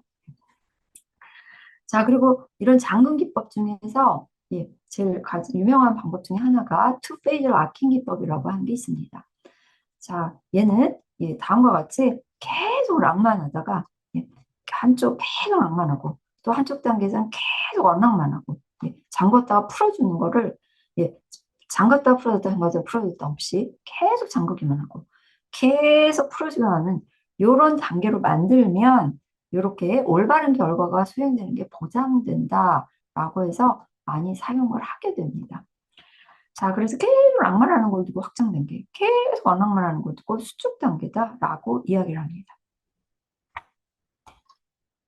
다음으로 트랜잭션 격리 수준, 트랜잭션 고립 수준, 예, 라고 하는 것이 있습니다. 아이솔레이션 레벨이라고 하는데요. 예. 자, 네 가지 트랜잭션 격리 수준이 있다고 합니다. 자, 첫 번째는 예, 예, 완료되지 않은 읽기라고 해서 예, 커밋되지 않은 걸 읽는다라고 하는 의미입니다. 커밋이라고 하는 것은 어떤 뜻이냐면요. 예, 저희가 어떤 데이터의 수정을 봤을 때 그 바로 디스크에 저장되는 건 아닙니다. 예. 자, 중간에 마치 뭐 메모리 같은 데 이렇게 좀 느끼는 버프가 뭐 메모리 버퍼에 들어있는 거죠. 예.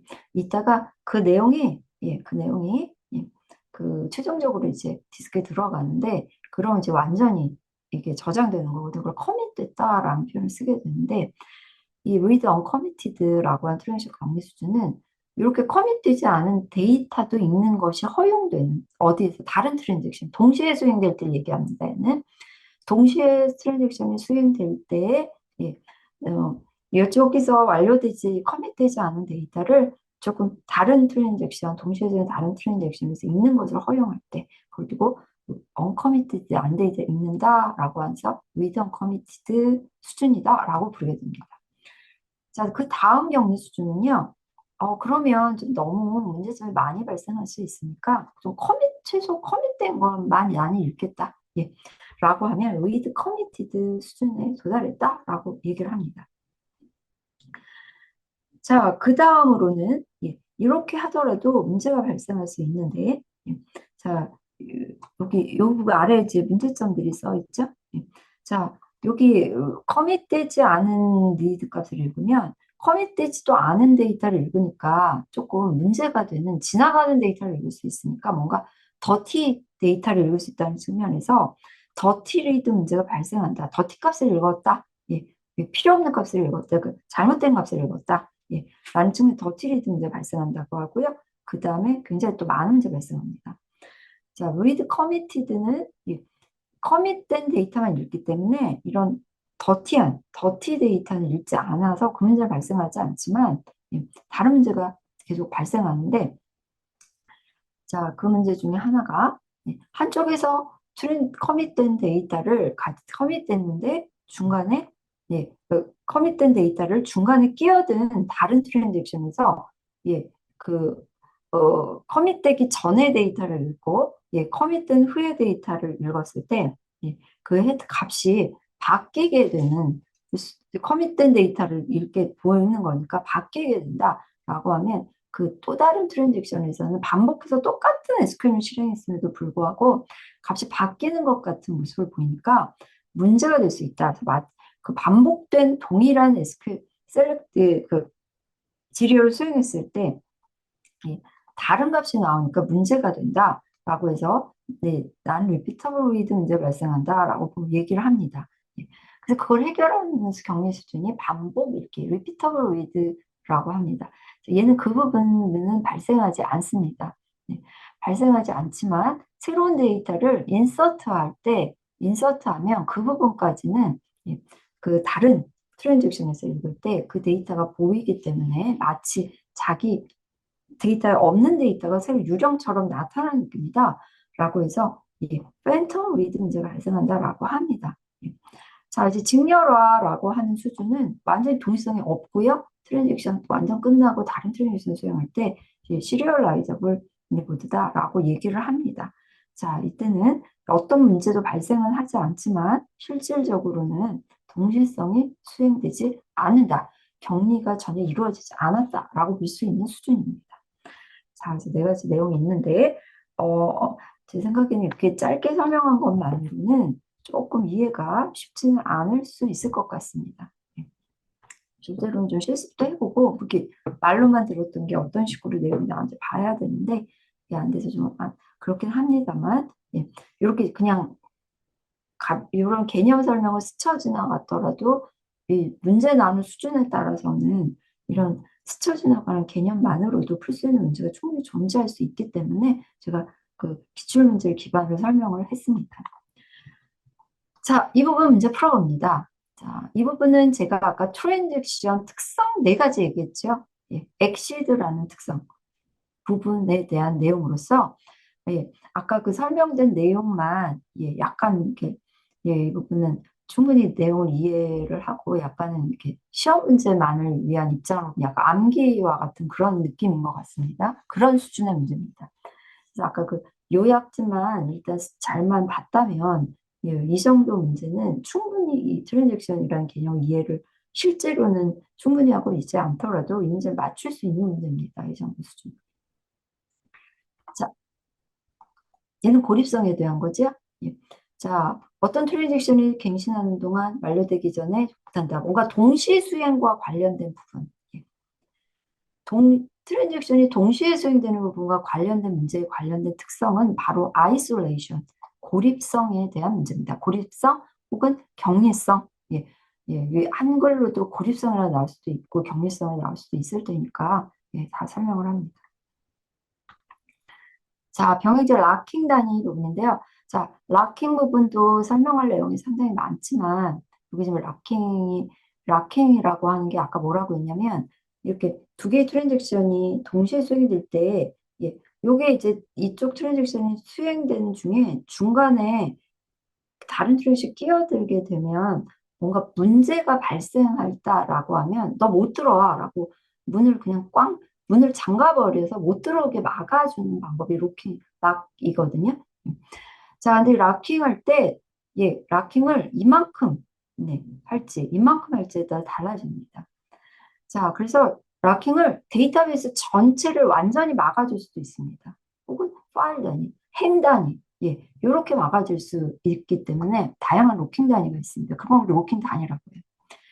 자, 만약에 락킹 단위가 작아졌다라고 하면 어떤 얘기냐면 전체 데이터에서 락킹 단위를 요만큼만, 요 부분만 딱 잠금 장치를 해줘요. 잠금 장치를 해주면은, 자, 나머지는 계속 뭔가 끼어들 수 있는 여지가 많잖아요. 그 얘기는 뭐냐면, 동시성은 높아지지만, 그만큼 이렇게 락으로 걸어줬다가 해제했다가 걸어줬다 해제했다 신경을 많이 써야 되니까 예, 럭킹 오버헤드가 증가하게 됩니다. 그래서 이게 옳지 않죠. 럭킹 단위가 작아지면요 조금씩 조금씩만 락킹을 하니까 좀 더 조금 유연하게 상황에 따라서 그 중간에 끼어들 여지가 많으니까 공유도는 증가합니다. 자, 락킹 단위의 정의 자체가 한꺼번에 로킹할 수 있는 객체, 데이터의 크기를 두고 로킹 단위라고 부르게 됩니다. 자, 다소 어려울 수 있습니다.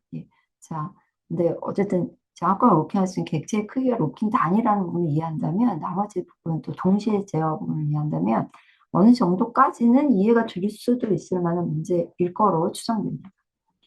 자, 이 부분, 트랜잭션 엑시드 부분입니다. 트랜잭션 엑시드 특성은 어떤 그 시험이나 자격증에서도 보면 가장 기본 문제로는 가장 그 최애되는 그런 문제인 것 같네요. 그래서 여기서도 계속 나오고 있습니다. 엑시드 특성 설명하라고 합니다. 엑시드 원자성, 일관성, 고립성, 영속성을 쫙 설명하면 될 거고요. 각 특성이 데이터 무결성과 안정성, 자, 원자성 같은 경우는 이런 거죠. 자, 트랜식 모든 현상이 전부 완료되거나 전혀 완료되지 않아야 되는 거고 실패하면 롤백돼서 데이터 무결성이 유지되는 것. 자, 자, 다 마찬가지입니다. 자, 일관성도 일관되기 때문에 트랜지션이 시작되기 전과 끝에도 데이터가 일관되니까 당연히 무결성 지켜지겠죠? 고립성 부분, 동시에 수행됐을 때 상호 간섭 반지되니까 그 부분도 다 연결됩니다. 뭐 이거 원자성을 가서 고립성 설명만 된다면 나머지는 여기는 그냥 미사 여구처럼 여러분들이 설명하면 되는 방식일 것 같습니다.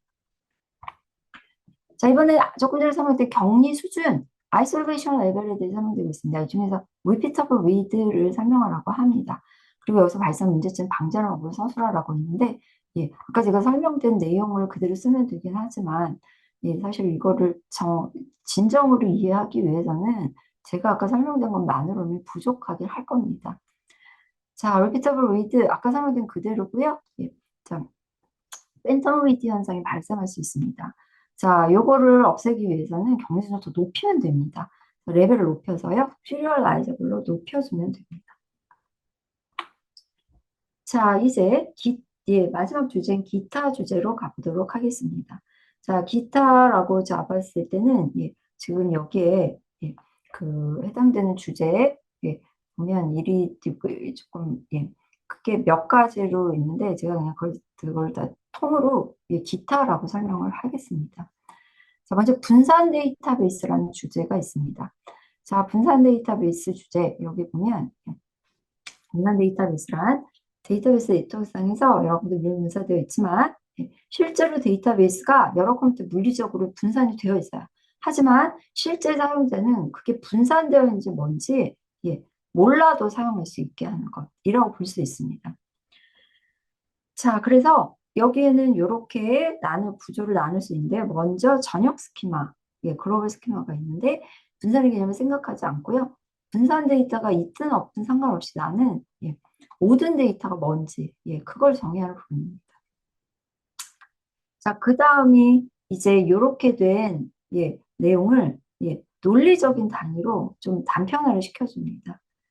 자, 이때는 실제 물리적 분산 위치까지는 고려하지 않습니다. 자, 분산을 위해서 쪼개야 되니까 일단 그거는 논리적인 단위로만 쪼개는 겁니다.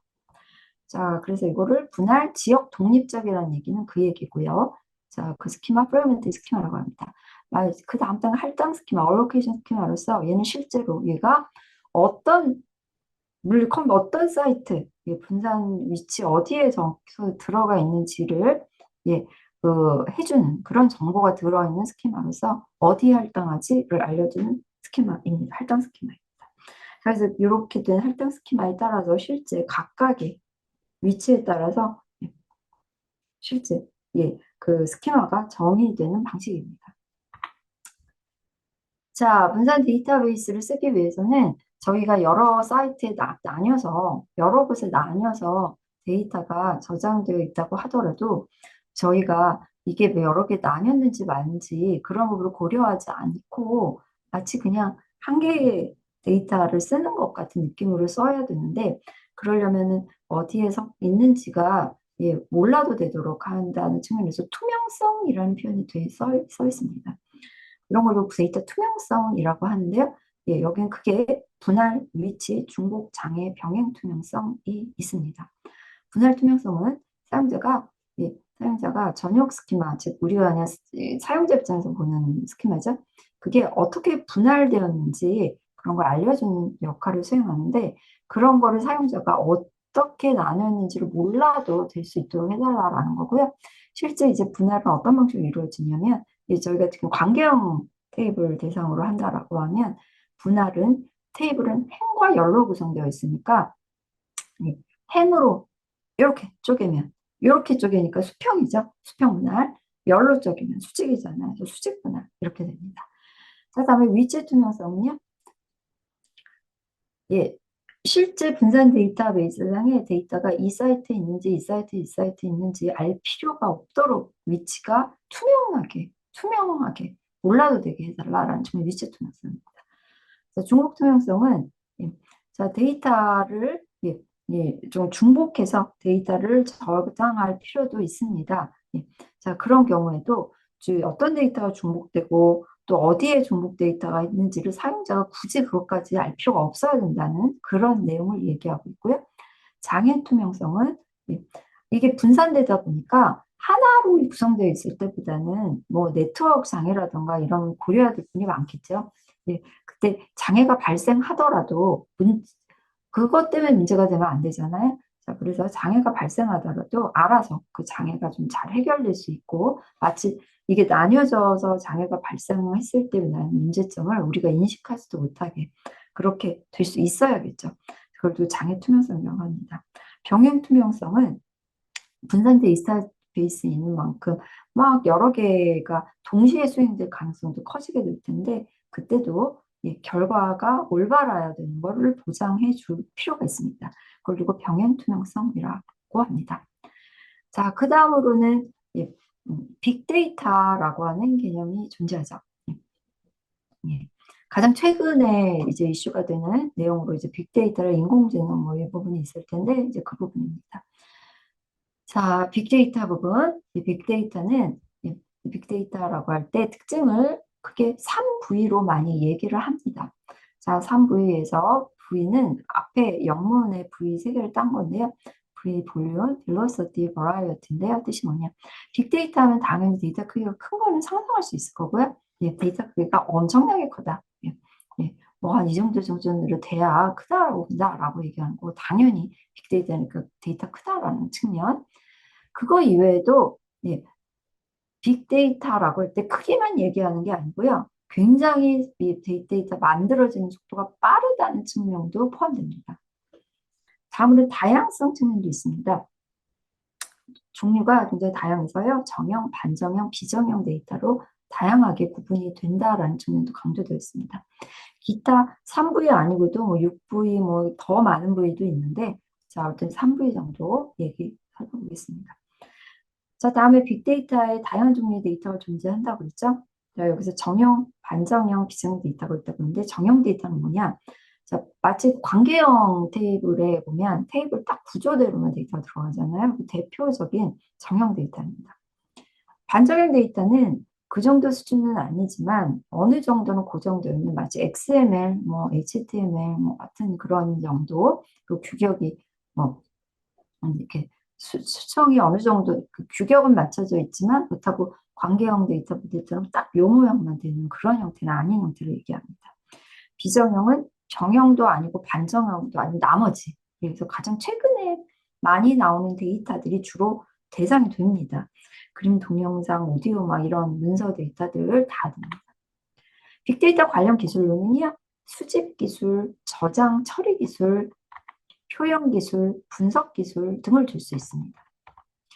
자, 수집 기술은 일단 데이터를 모아야 되잖아요. 거기와 관련된 부분입니다. 웹크롤링 하는 것들도 포함될 수 있겠죠.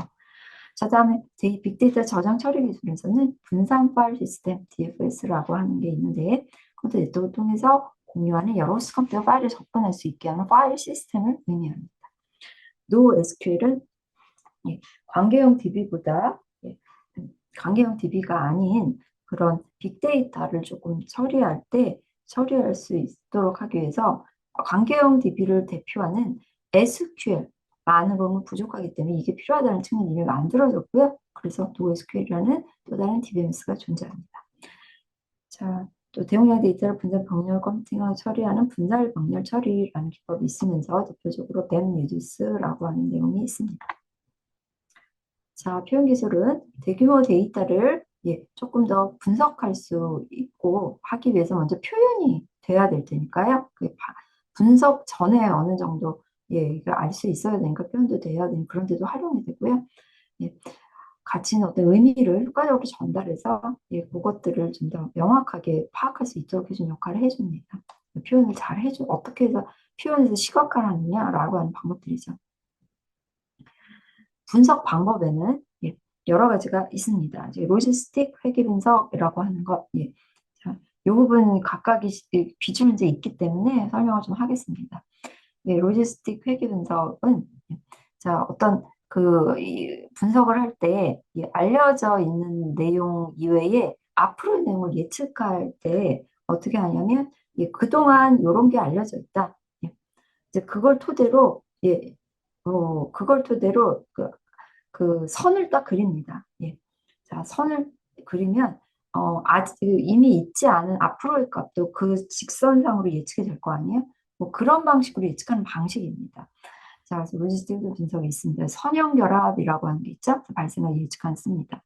의사결정 트리 분석은요, 저희가 어떤 내용을 분석할 때 트리 방식으로 이걸 때는 이쪽으로 나가고 저쪽으로 나가요. 뭐 이런 식으로 이것들을 분석해내는 방식에 의해서 빅데이터를 분석하는 방식입니다.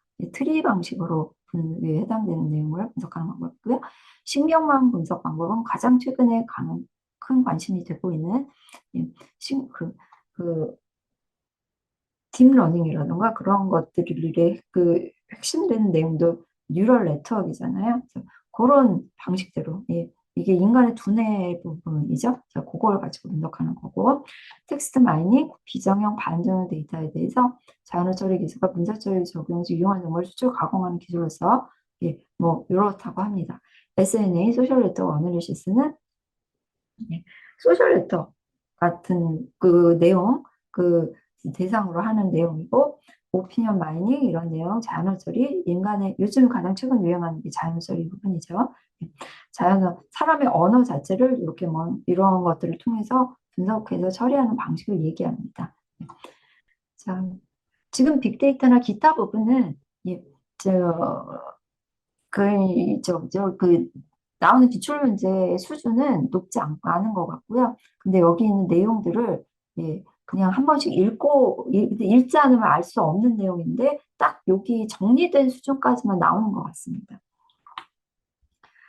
자, 다음에 인공지능 부분입니다. 1980년대 전문가 시스템으로 시작을 했는데 이 전문가 시스템은 어떻게 하는 거냐면 전문가들이 모여가지고요. 이럴 때는 이렇게 돼 저렇게 돼 하고 규칙을 일일이 다 사람이 만든 겁니다. 자, 근데 일일이 만들기가 너무 어렵다 보니까 잘 진행이 안 되다가 90년대 들어오면서 뉴럴 네트워크인 유전 알고리즘이 개발이 됐다가 최근에 이제 하드웨어들이 이제 잘 작동하기 시작하면서 이제 완전히 떴죠. 그래서 머신러닝, 딥러닝이 되고 있다는 내용입니다. 자, 기계학습 왜 그게 지도학습, 비지도학습, 강화학습을 나뉜다고 하는데요. 자, 지도학습은 어떻게 하는 거냐면 그 어떤 입력물이 주어졌을 때 출력은 뭐가 된다. 그게 알려져 있는 걸 토대로 학습을 하는 방식입니다. 참, 그래서 대표적으로 클래시피케이션, 분류, 레그레션 같은 것들이 있게 되고요. 회계 분석 같은 게 있고 거기에 비해서 비지도 학습은 그 입력에 대한 출력이 몰라도 그걸 알지 못하더라도 학습이 가능한 방식입니다. 자, 그래서 알아서 데이터를 던지면 그걸 가지고 분식화를 시킨다거나 뭐 이런 것들을 가능하게 해줍니다. 자, 다음에 강화학습은 잘한 행동은 칭찬하고 그렇지 않으면 아니에요 라고 벌을 받는 그런 경험을 통해서 어떤 보상치를 통해서 학습을 하는 그런 방법입니다. 예. 인공지능에 대해서는 여러분들이 별도로 예, 인공지능 수업을 들은 내용에서 들은 중에 아주 기초적인 부분만 알면 충분히 해결할 수 있는 문제인 것으로 파악됩니다. 일단 인공지능 수업은 제가 진행하고 있지 않습니다만 예, 대부분의 학생이 인공지능 수업을 듣고 있는 걸로 알고 있기 때문에 인공지능 부분은 요란 있더라도 수준이 높지 않기 때문에 충분히 해결할 수 있는 수준의 문제일 거라고 생각됩니다. 문제 풀어보겠습니다. 분산 데이터베이스의 의미 서술하는 문제 나왔습니다. 아까 했던 거, 그 다음에 여기 구멍 뚫린 데다가 해당되는 거 쓰고 분할 통해서 설명하라고 했는데요. 예, 아까 제가 요약했던 내용 그냥 그거 그대로 써주면 되겠죠? 자, 분산 데이터베이스 정의 써주고요. 여기가 전역, 지역 독립적, 예, 분할, 여기가 할당 스키마 이렇게 써주면 되죠. 자, 분할 투명성 종류는 뭐라고 했죠? 속성, 열로 나누면 수직 분할, 행으로 나누면 예, 수평 분할이죠. 분산 데이터 시스템에서 얼치하는 거 골라 보십시오. 예, 아까 얘기된 거 그대로 별로 어렵지 않은 내용입니다. 이거죠? 예. 데이터는 사이트의 위치를 몰라도 되게 하려고 투명성 부분이 있었잖아요. 예. 자, 그래서 몰라도 되게 해주는 부분입니다. 그걸 일일이 알아서는 너무 힘드니까요. 투명성 부분에 대한 이해였습니다. 자, 예, 요거 문제 나왔는데 이 문제는 너무너무 쉽습니다. 왜냐하면 문제 답이 나와 있어요. 예, 키워드가 나와 있거든요. 예, 누구나 맞출 것 같습니다. 이거죠? 장애, 키워드가 나와 있어요. 그래서 투명성 네 가지 중에서 당연히 장애 투명성입니다. 자, 이렇게 쉬운 문제는 뭐 다 맞춰야죠. 지금 빅데이터 부분에 대한 문제입니다. 저장 처리 기술인데요. 예, 아까 그 설명된 요약 설명에 있는 내용을 그냥 그대로 문제한 것 같습니다. 지금 뒷부분의 기타 부분은 내용을 아마 심도 있게 가기는 어려울 겁니다. 그래서 그냥 그 요약되는데 그냥 글자 그대로만 충분히 그냥 기억만 하면 풀 수 있는 문제로서 그냥 이 문제 이 시험 문제 자체의 점수를 높이는 거에만 순수하게 맞추면 어떻게 보면 난이도가 높지 않다라고도 볼 수 있습니다. 뭐 꼬아서 내는 문제만 한 거는 좀 없는 것 같습니다. 분산파일 시스템이다 라고 볼 수 있습니다. 자, 이번에 데이터 정제의 중요성 부분이 나와 있는데요. 자, 이 부분은 이제 요약집에는 나타나지 않는데 지금 기출문제에 올해 이번 학기에 지금 저희 그 소프트웨어 산업 안에서 기출문제 업데이트된 내용이 추가되어 있었기에 예, 봅니다. 자, 데이터 정제는 분석에 사용될 데이터 전에 먼저 한번 정제를 해주는 작업인데요. 항상 그 데이터 과학자 일가 있을 텐데 그때 항상 맨 처음에 해야 되는 간과할 수 없는 굉장히 중요한 부분으로 강조되고 있는 부분이기도 합니다. 자, 그래서 데이터 자체에 오류가 있거나 중복이 있거나 뭐 누락된 값이 이걸 어떤 식으로 처리를 하는 것이 분석 결과 품질을 향상시킬 수 있는가 부분을 다루고 있는 것으로 써요. 만약에 없는 값이 있었다. 그걸 우리 결집값이라고 하는데요. 이때는 뭐 없는 값을 없애기도 하고 혹은 뭐 평균값을 얻는다거나 뭐 뭔가 이제 다른 값을 대체를 하기도 하고 이렇게 함으로써 분석의 정확성을 높이는 방법을 취하게 됩니다. 자, 이상값 탄주 및 제거는 데이터부터 극단적으로 벗어난 값일 때 이걸 제거하고요. 데이터 통합 부분. 자, 이게 데이터를 분석하니까 여러 개로 나뉘어진 데이터를 통합해서 데이터를 분석하게 될 텐데 이때 어떤 식으로 데이터 서로 뭐 그 분포도 다르고 할 텐데 이걸 어떤 식으로 잘 통합을 할지 문제도 있기도 합니다. 자, 빅데이터 분석이나 이런 부분은 인공지능 전공을 한다거나 인공지능 수업이나 인공지능 전공 관련 과목에서도 충분히 많이 다룰 내용일 거라고 생각이 됩니다. 그래서 이런 정도 문제는 아마 그런 인공지능 수업이나 이런 데서 이렇게 수업 들었다면은 충분히 커버가 일정 정도 되지 않았을까 생각됩니다. 혹은 또 다른 수업 데이터 마이닝 뭐 이런 데서도 일정 정도 커버가 됐을 만한 그런 수업 내용일 것 같아요. 자, 다음과 같은 문제가 있습니다. 자, 얘는 여러분들 깊이 있게 알기는 좀 어렵고요. 일단 이런 그림이 나오면 지금 그냥 그 시험 문제를 푸는 입장에서는 이런 그림은 예, 이게 맵리드스 구조구나. 뭐 이 정도로만 지금 더 이상 설명이 좀 어려울 것 같습니다. 이 그림이 일단 나오면 맵리드스인데 최근에 맵리드스 부분은 예, 문제가 조금 많이 안 나오지 않을까 저는 그렇게 추정은 합니다. 자, 요번 아까 문제에 나왔던 내용이 그대로 있습니다. 여기 뭐죠? 이거죠? 스텝 라인입니다. 자, 이 부분 아까 내용 그대로입니다. 지도, 강화, 비지도 이렇게 되죠. 네. 자, 이 부분 예. 자, 전문가 시스템 예, 이 답은 이건데요. 전문가 시스템 예, 보면 예, if된 else 형태로 구성되어 있는데 규칙의 종류가 많아야지 그 일일이 다 하는 거거든요. 그걸 일일이 다 하는 건데 최근에 이제 인공지능은 뭐 하는 거냐면 데이터를 주면 얘가 알아서 그거를 이제 규칙을 자동적으로 얘가 끌어내기 때문에 굉장히 좋아지는 거고요. 이 전문가 시스템 일일이 그걸 사람이 넣는 거니까 규칙의 종류가 적으면 정확도가 떨어지겠죠. 그래서 그 내용을 다루고 있습니다. 예. 자, 이렇게 해서 살펴보았습니다.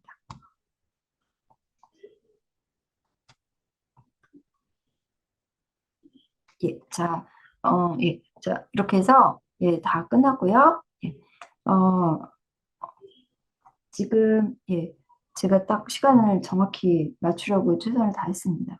자, 이제 여러분들이 지금 배운 내용 가지고 아마 다음 주에 시험이죠? 예, 그래서 아마 자료가 좀 필요한, 자료가 있으면 좀 도움이 될 텐데, 라고 하는 친구가 많을 것 같아서요. 제가 자료를 제공하겠습니다. 자, 제가 자료를, 예,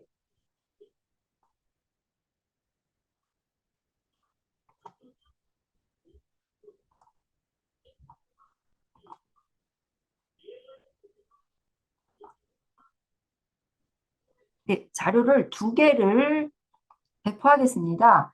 예, 첫 번째 자료는 예, 그 제가 아까 설명된 자료를 그대로 주는 것보다는 그걸 조금 더 여러분들이 예, 공부하기 편한 형태로 다시 편집을 했는데요. 예, 어, 아까 설명된 자료에서 요약했던 제가 이렇게 요약했던 부분 있죠. 그것만 따로 줄여서 요약집을 만들었습니다. 그래서 그거 별도로 제공했고, 그 다음에 아까 된 거에서 문제만 추렸는데요.